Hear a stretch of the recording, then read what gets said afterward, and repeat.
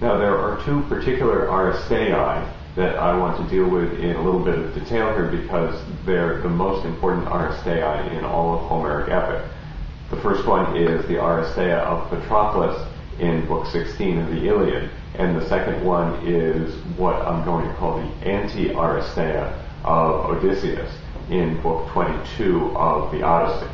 Now, just to set these up a little bit, Patroclus, who feels much compassion and sympathy for all of the sorrows and pains that are coming to the Achaeans because Achilles is sitting out, Patroclus begs Achilles to do something about it, and Achilles finally lets him put on his Achilles armor and go out on the condition that Patroclus not go beyond the wall, the Greek wall, and follow up on the pursuit of the Trojans.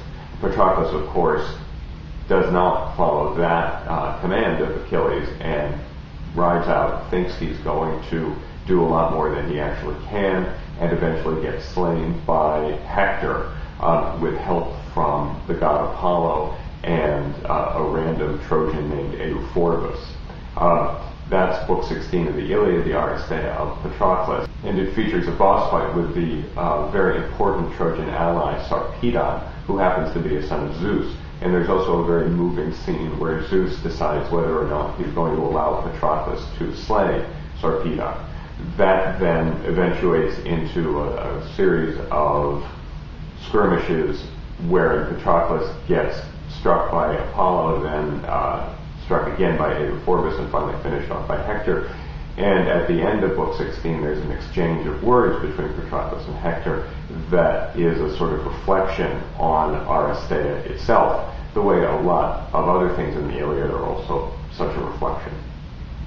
The other Aristeia is Odyssey 22, when Odysseus slaughters the suitors more or less indiscriminately.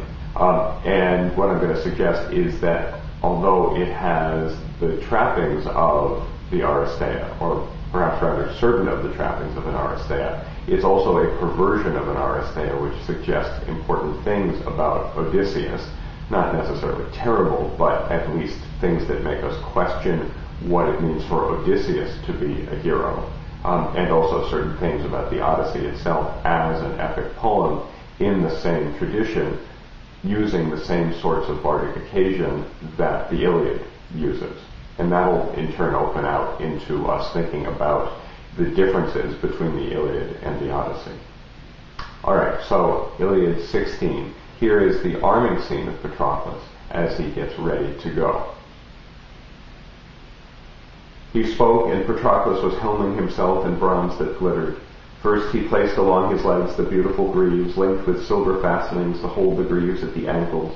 Afterwards he girt on about his chest the corslet, starry and elaborate, of swift-footed Iacides. Iacides is Achilles.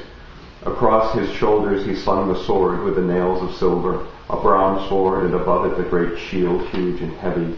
Over his mighty head he set the well-fashioned helmet, with a horsehair crest, and the plumes knotted terribly above it.